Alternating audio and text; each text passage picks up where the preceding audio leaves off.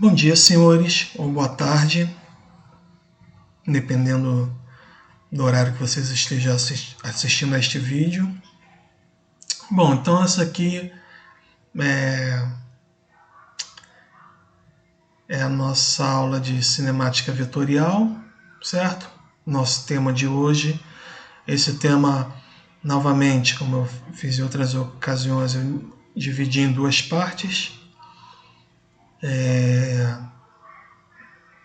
Então, hoje eu vou falar sobre essa primeira parte,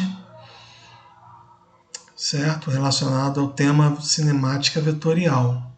E o que nós vamos falar hoje? Vamos definir basicamente os tipos de vetores cinemáticos, certo? Como velocidade, posição e aceleração. Falar também sobre as aplicações na navegação estimada, certo?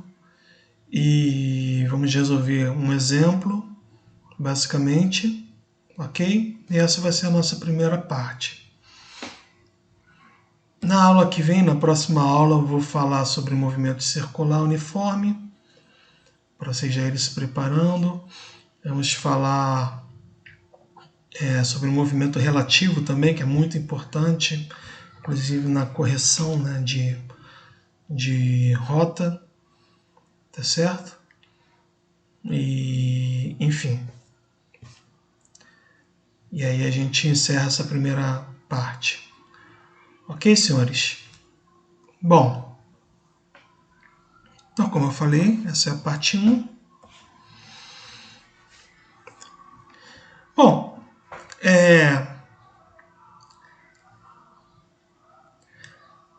podemos dizer que a posição, a velocidade e a aceleração são grandezas vetoriais.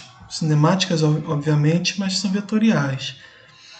Porque elas precisam de, além da intensidade do módulo, elas precisam, para você defini-las totalmente, você precisa definir também a direção e o sentido. Então, nessa figura aí da esquerda, nós temos um exemplo do que eu estou falando. Se uma embarcação ela avista um farol, uma ilha com uma torre no meio, algo do tipo, se você não tiver nenhuma outra referência, dificilmente você vai saber em que posição você está.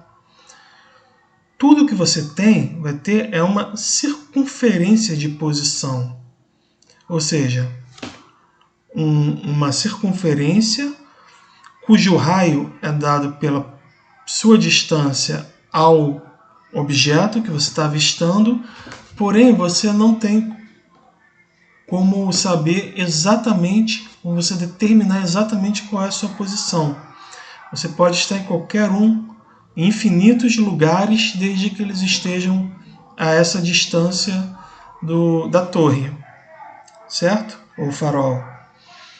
Então, só saber a distância ao farol não é capaz de determinar a sua posição. Por esse motivo, então, nós precisamos de algo a mais para determinar, por exemplo, a posição de uma embarcação.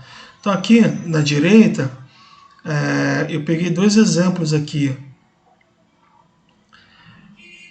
de marcação de posição, ou da linha de posição, por dois métodos possíveis, né? Marcações simultâneas, ou seja, você está numa embarcação e você olha simultaneamente dois pontos e o cruzamento entre esses dois pontos vai ser a sua posição, vai determinar a sua posição. E também por alinhamento, né? Então você nota que se você alinhar, por exemplo, a chaminé com o mastro e observar esses pontos notáveis no certo alinhamento, você consegue também determinar a sua posição. Ok? Bom, então, na navegação estimada, você tem que fazer o seu plano, né, de navegação, a sua derrota, assim que se chama, né? E aqui eu mostro um exemplo, né? Você então, o seu odômetro está marcando 45 milhas às 7 horas da manhã e você marca a sua posição conhecida, ou seja, você usou um desses métodos aqui, existem outros, mas você de alguma forma conseguiu determinar a sua posição. Quando você determina a sua posição, ou seja, quando você pode dizer que a sua posição é conhecida, você marca com uma circunferência. Em um triângulo, você marca um triângulo quando a sua posição é estimada. Então, você tendo um rumo, então aqui em cima, ó, você tem um rumo verdadeiro de 100 graus. O que isso significa? Que esse vetor aqui, ou essa direção, ela faz um ângulo de 100 graus com essa referência. Essa referência seria o norte verdadeiro. Ok? Então, se tem giroscópio, tem bússola, enfim, de alguma forma você consegue determinar o seu norte e o seu rumo vai fazer um ângulo em relação a esse norte, a essa referência. Então, tendo uma velocidade de 15 nós, você vai percorrer em 1 hora. O que é essa unidade nós? Significa que a quantidade de milhas náuticas que você vai percorrer por hora. Então, em 1 hora, não se acostumem com, quer dizer, se acostumem com isso, mas não aqui na física, porque em geral a gente vai usar o sistema internacional. No sistema internacional nós usamos 1 metro por segundo, unidade de posição ou de deslocamento é 1 metro, unidade de tempo é o segundo no sistema internacional e a velocidade em metros por segundo. Porém, na navegação, vocês vão costumar usar muito mais esse tipo de unidade. Milha náutica, agora não sei de cabeça em metros quanto vale, mas vocês podem pesquisar. E a hora, né, como unidade de tempo. E nós como unidade de velocidade. Então, 15 nós significa que você vai percorrer 15 milhas náuticas em 1 hora. Então, se o seu odômetro está marcando às 7 horas 45 milhas, depois de 1 hora, com essa velocidade estimada, de 15, velocidade constante, de 15 nós, seu odômetro vai passar a ser 60 milhas às 8 horas. E essa seria a sua posição estimada. Por que ela é estimada? Porque ela não é a posição verdadeira. Por que ela não é a posição verdadeira? Porque existem inúmeros fatores que vão alterar a sua rota ao longo desse percurso daqui para cá. Então você não vai estar aqui. Nós vamos falar sobre deriva na próxima aula, quando abordarmos o assunto velocidade relativa. Mas isso aqui então é só uma estimativa de onde seria a sua posição navegando com essa velocidade constante. Ok?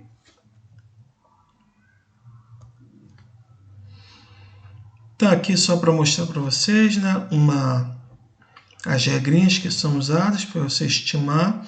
Então quando você vê um triângulo, significa que é uma posição estimada. Quando você vê uma circunferência, significa que você conseguiu, de alguma forma, saber medir a sua posição, certo?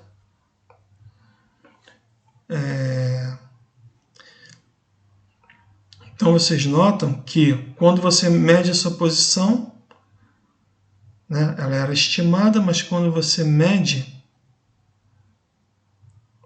tá vendo aqui, né, 9 horas, 9h15, 9h25, aí 9h35. Só que em 9h35 a sua posição estimada era essa. Porém, você mediu sua posição real e você determinou que era essa. Então você desenha uma nova rota, um novo rumo, certo? E daí por diante. Você você corrige essa rota, né?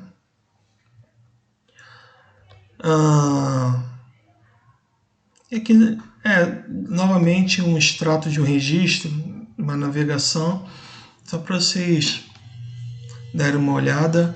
Essas figuras, se eu não me engano, elas estão na apostila de navegação 1. Tá legal?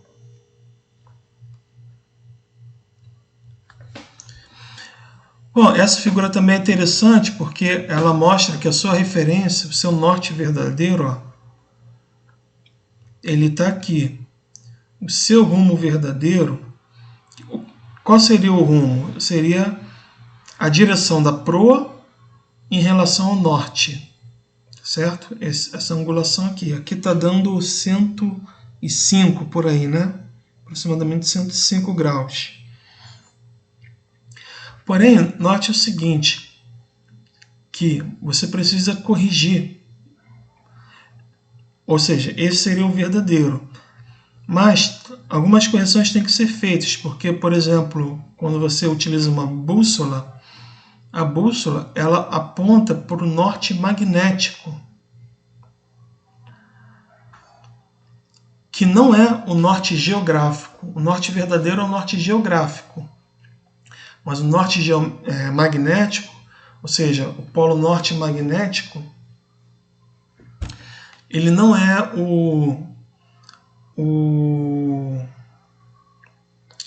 não coincide com o polo norte geográfico, certo? Tem uma variação. Essa variação varia de ano a ano.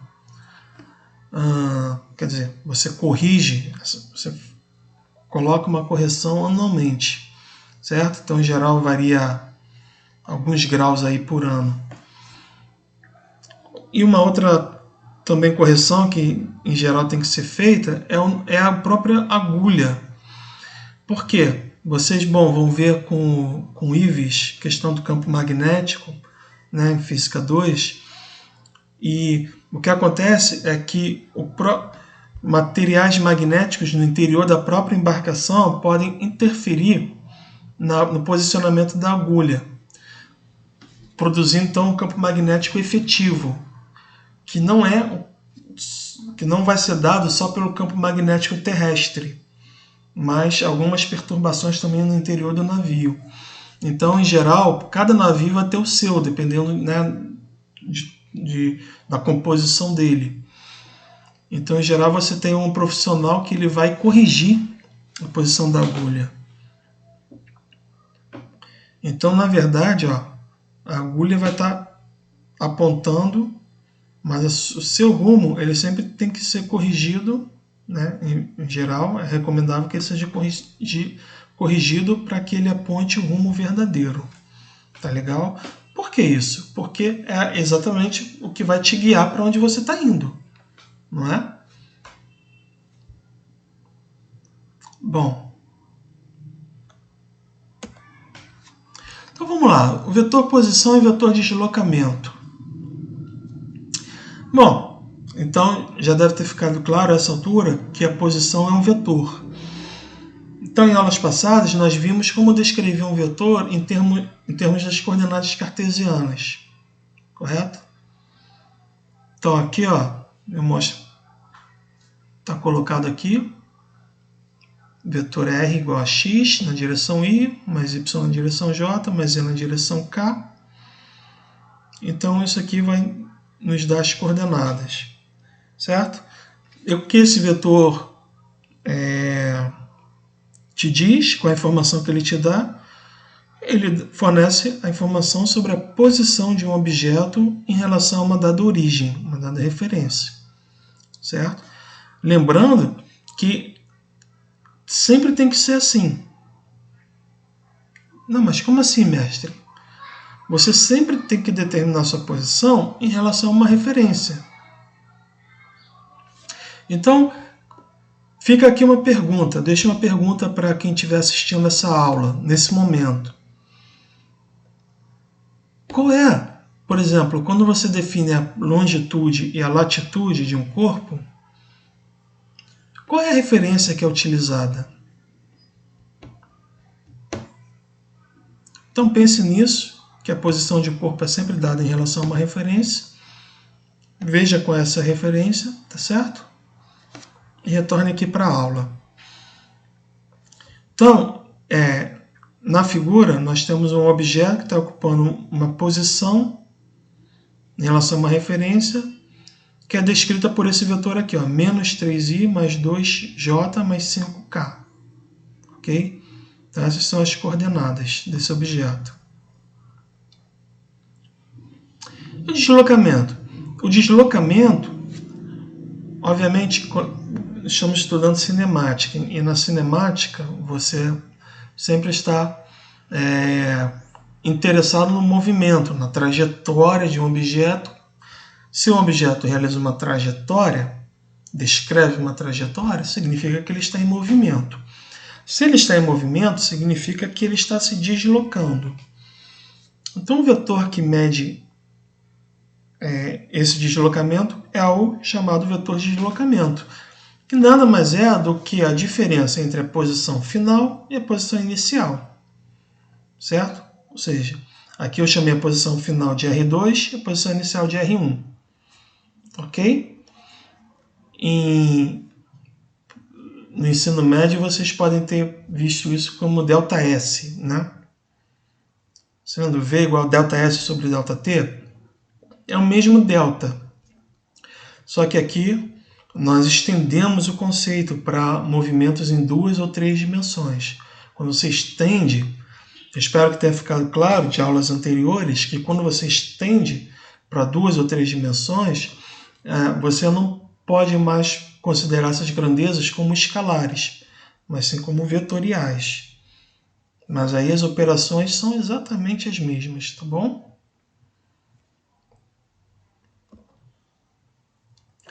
Então, vamos olhar um exemplo aqui. Por exemplo, o movimento, existem infinitos movimentos, infinitas trajetórias.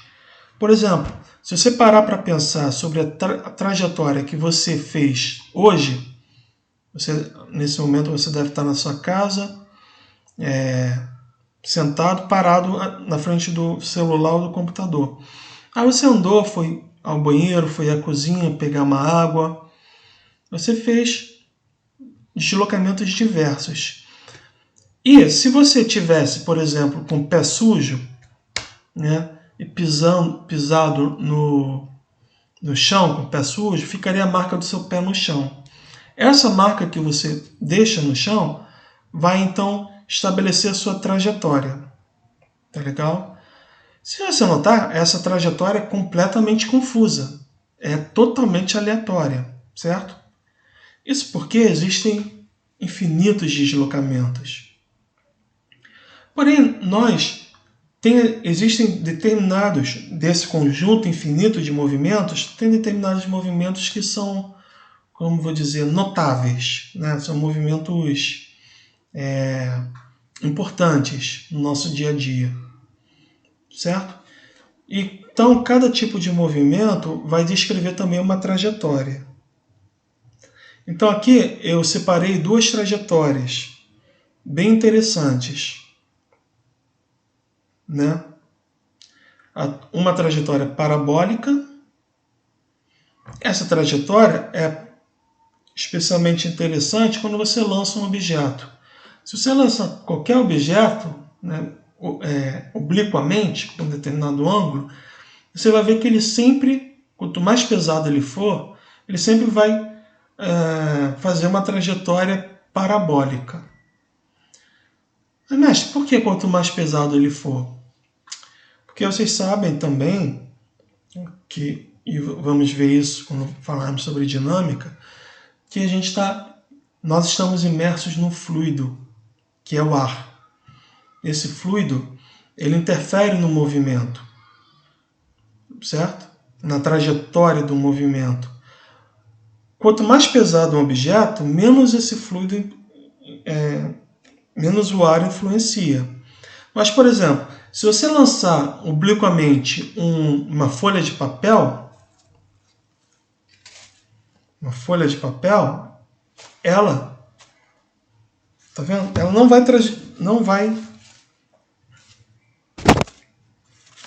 vai descrever uma trajetória parabólica. Agora, se você pegar uma chave, por exemplo, ela está muito menos sujeita à força exercida pelo ar do que o papel. A resistência exercida pelo ar do que o papel. Então a chave, em geral, vai descrever uma trajetória parabólica.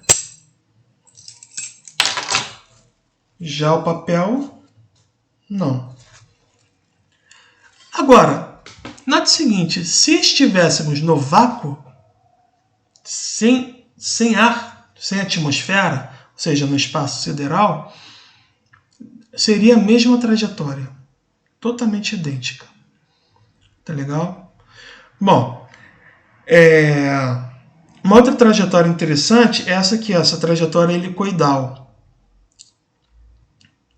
Então, se um objeto, por exemplo, uma carga está num campo magnético, ela tem uma velocidade inicial, ela gira em torno do campo magnético.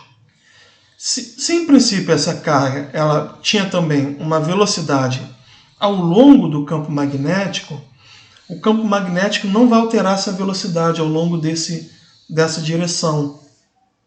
Não vai fazer nada. Então ela vai ficar com a velocidade constante ao longo dessa direção. Certo? Eu estou me adiantando aqui e vocês talvez estejam se perguntando, mas como assim velocidade constante?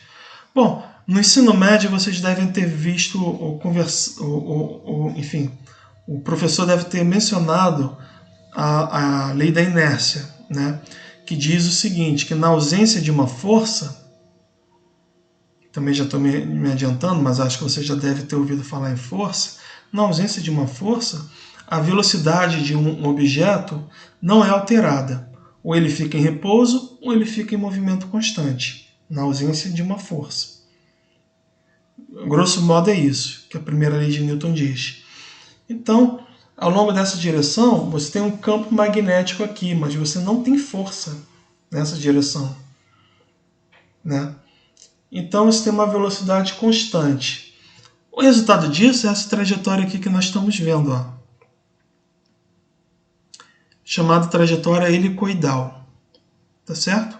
Que seria uma trajetória circular, se essa carga não tivesse velocidade ao longo dessa direção, seria uma trajetória circular, mas como ela tem velocidade ao longo dessa direção, ela vai fazendo isso, vai indo para lá também, além da ou seja, uma soma, trajetória helicoidal é uma soma da trajetória circular com um movimento retilíneo ao longo do eixo em torno do qual a partícula está girando. Ok? Aqui então tem a representação matemática dessas trajetórias, certo? Nota o seguinte então. Eu tenho x de t, no caso da parábola, eu tenho x de t igual a 9t, y de t igual a 20 menos 2t ao quadrado e z de t igual a 0. Ou seja, essa é a componente x, y e z do meu vetor, posição. Agora pare e pense um pouquinho. Pega essa expressão matemática que eu acabei de descrever para você e pense nela o seguinte. Bom, essas coordenadas elas dependem de t, do parâmetro t. Matematicamente o parâmetro t, fisicamente o tempo. Certo? Ora, se o vetor posição depende do tempo, significa que ele está variando com o tempo, não está? Você concorda? Por exemplo, para t igual a 1, vamos pegar a coordenada x. Para t igual a 1, ela vale 9. Mas o tempo passa. Para o tempo t igual a 2, a coordenada x vai valer 18. Então ela valia 9, agora vale 18, depois 24, desculpa, depois 3 vezes 9, 27, e daí por diante, né? Então você concorda comigo que está ocorrendo um movimento? Tudo bem? Agora, quando o movimento, como a gente falou, pode ser qualquer um, mas quando ele é descrito matematicamente de uma forma parecida com essa, não necessariamente igual com esses valores 9, 20, 2, mas de uma forma matemática parecida com essa, então você já pode atribuir esse movimento a uma trajetória parabólica. Por outro lado, por exemplo, eu falei que o movimento helicoidal ele gira, né? Um movimento circular, mais um movimento ao longo desse eixo aqui, um movimento retilíneo uniforme. Olha aqui que interessante. Então a coordenada Z, aqui, desculpem, tá? Aqui tá trocado. Essa aqui seria a coordenada Z. A coordenada Z seria essa, que ela está subindo com o tempo, né? Tempo t igual a 1. A minha partícula está aqui, o Z dela é 1. Quando t muda, o tempo muda para 2, a coordenada dela vale 2, 3, 4. Nesse meio tempo, ela está fazendo círculos. E como é que eu descrevo esses círculos? Assim, ó. O x seria esse aqui, x igual a cosseno de 2t, e o y, seno de 2t. Então, essa trajetória aqui, descrita por esse vetor, é uma trajetória helicoidal. O que as duas têm em comum? Elas têm em comum que ambas estão se movendo. E como eu sei disso? Porque o r está variando conforme o tempo t varia. E se não dependesse do tempo? Se fosse cosseno de 2 aqui, sem o t, cosseno de 2, seno de 2 e 1 aqui, por exemplo. Isso significaria que essa posição ela não estaria mudando. Então a partícula estaria em repouso nesse caso. Tá? Bom, então nós temos as trajetórias mais estudadas, é a trajetória retilínea, nós vimos em cinemática escalar, trajetórias curvilíneas, por exemplo, uma trajetória circular, a gente vai falar sobre o MCU, elíptica. A elíptica é muito importante para nós, porque é a trajetória do planeta Terra em torno do Sol. Uma trajetória elíptica. Né? Vocês lembram das leis de Kepler? Trajetória elíptica. Também a trajetória parabólica, que é essa aqui, de um lançamento qualquer. Ok? Bom, vetor velocidade média, ele é o nosso deslocamento, lembra, ΔS sobre ΔT, mas aqui a gente troca o S pelo vetor R, certo? Então, ó, em coordenadas cartesianas, o nosso vetor velocidade média, a gente pode decompor naquele mesmo espírito dos vetores que nós vimos na aula passada, nas aulas passadas. Então, eu posso separar em dois, ó, ΔX sobre ΔT na direção I e ΔY sobre ΔT na direção J. Então, olha aqui. Esse aqui é o vetor ΔR. Como é que você obtém o vetor ΔR? Subtraindo o vetor R2 do vetor R1. Certo? Então, a subtração do vetor R2 pelo vetor R1, a esse ponto vocês já devem estar um pouco familiarizados, né, em fazer essa operação, vai dar o vetor ΔR. Notem que aqui está a trajetória, né, do objeto, e que, novamente, a velocidade média, ela ignora tudo que acontece nesse meio do caminho aqui, mas pega somente esses dois pontos, o final e o inicial. E a velocidade média também, ela sempre aponta na direção do vetor de deslocamento. Tá certo? Esse é um fato importante. Então aqui, ó, o vetor velocidade média ele pode ser escrito assim. Quem vai ser a velocidade média componente x? Vai ser ΔX sobre ΔT. Então, se você pegar esse exemplo aqui, por exemplo, se meu ΔT é igual a 2, certo? Então, eu vou pegar tempo t igual a 2 na direção x. 18. T igual a 1 ou t igual a 0 Vai ficar 9, 0, 0. 18 menos 0, 18. Dividiu por 2, 9. Então, nesse caso aqui, a velocidade média entre 0 e 2 segundos vai ser 9 metros por segundo. Então, meu vetor velocidade média aqui, essa componente seria 9. Agora, tentem fazer com o y. Tá certo? Como eu falei para vocês também, como a gente falou, existe a velocidade média, que ela pega um intervalo de tempo longo, certo? E faz uma média. Mas tem também uma velocidade muito importante que é instantânea, que ela te dá a velocidade naquele instante, certo?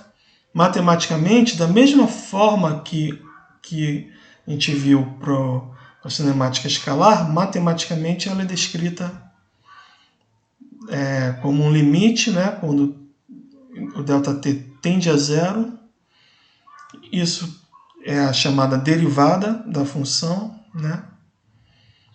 E você pode pegar então os componentes I e J, né? Se você derivar x e você derivar y, você vai ter a componente x da velocidade e a componente y da velocidade. Certo? Agora, um fato importante sobre a velocidade instantânea é que ela sempre aponta tangente à trajetória. Sempre. Tá certo? Velocidade instantânea é sempre tangente à trajetória.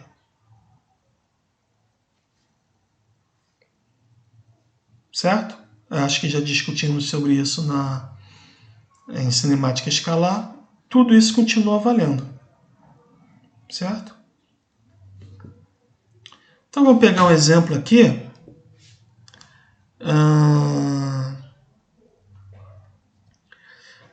Então, considere esse movimento aqui descrito por esse vetor posição. Tá certo? Então, qual é a componente x desse movimento? Então, você pega o vetor r. Qual é a componente x do vetor r? 9t. Qual é a componente y do vetor r? 20t menos 2t ao quadrado. É esse cara aqui. Certo? Agora, eu vou obter a velocidade. Como é que eu obtenho a velocidade? Da mesma forma que a gente fez em cinemática escalar. Derivando. Só que agora eu vou pegar cada componente e vou derivar a componente y e a componente x. Certo? Então, para obter a componente x da velocidade, eu vou ter que derivar a componente x da posição. Derivada de 9t é 9. Igualmente para y, derivada de 20t menos 2t ao quadrado vai ficar 20 menos 4t. Certo?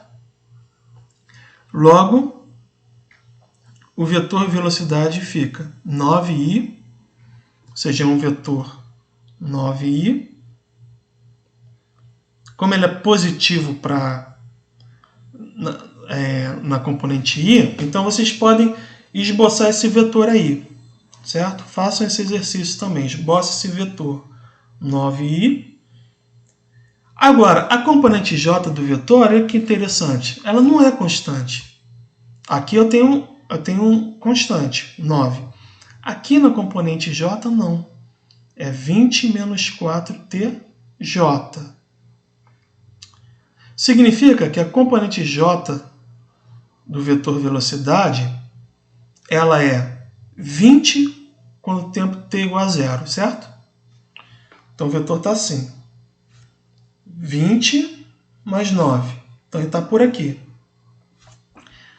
Conforme o tempo vai crescendo, vai ficar 20, vamos supor, tempo t igual a 1, vai ficar 20 menos 4, 16. Opa, era 20, agora caiu um pouquinho, 16. O que está acontecendo com o vetor? O vetor aqui era 16, está caindo, né? Caindo. Chega uma hora que ele vai ficar, para um determinado tempo, essa componente y, ela vai se anular, não vai? para um dado t aqui, que eu quero que vocês calculem, peço para vocês calcularem, vai ficar 20 menos 20 para um dado tempo, na componente j. Significa que o vetor é totalmente horizontal. Vocês conseguem ver agora, pegar aquela trajetória e associar em qual momento, lembrando que a velocidade é tangente à trajetória, certo? Vocês conseguem associar em qual momento esse vetor velocidade que está fazendo isso vai ficar totalmente na horizontal? Agora, se você continuar e o t continuar crescendo, esse termo aqui, negativo, vai ultrapassar o 20, né? Então, a minha componente j vai ficar negativa. Então, o meu vetor velocidade vai começar a apontar para baixo. Beleza? Então, eu deixo esse exercício para vocês por hoje.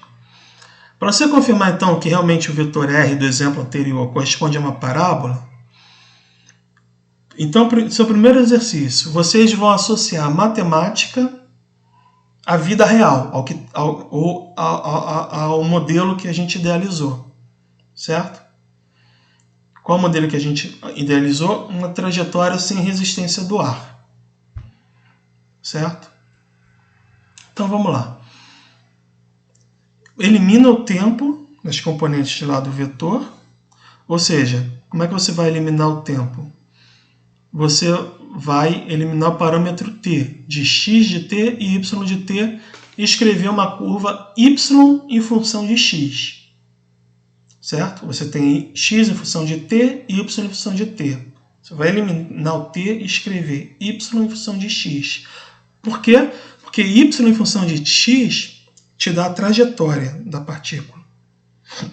Certo? E lembrando que uma parábola em coordenadas cartesianas, ela é desse tipo aqui, né? Uma curva desse tipo aqui. Bom, considerando então, segundo exercício, considerando o vetor posição em metros e a velocidade em metros por segundo, represente graficamente esses vetores. Tá legal? Para t igual a 0 e t igual a 5. Represente, então, o vetor posição e o vetor velocidade para esses tempos. Agora, vem a pergunta. Para qual instante de tempo o vetor velocidade é horizontal? Já dei uma dica. E a que ponto dessa trajetória, esse vetor vai estar associado? Correto? Bom, senhores, então na próxima aula vamos falar sobre aceleração, tá certo? E é isso. Um abraço a todos, façam os exercícios e até a próxima aula. Tchau.